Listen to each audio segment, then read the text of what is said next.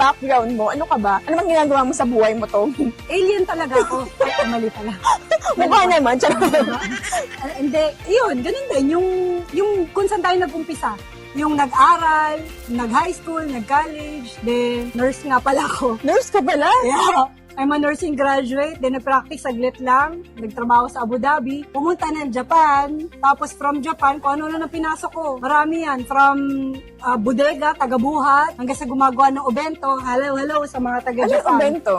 Yung food na iba-iba. Oh, okay. Lunchbox.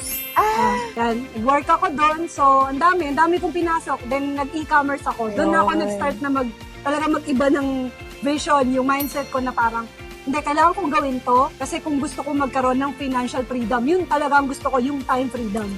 So talagang nakasabay ka dun sa sa era ng e-com, no? Okay. Talagang, ngayon kumikita ka na ng malaki sa e-com. Yeah. No?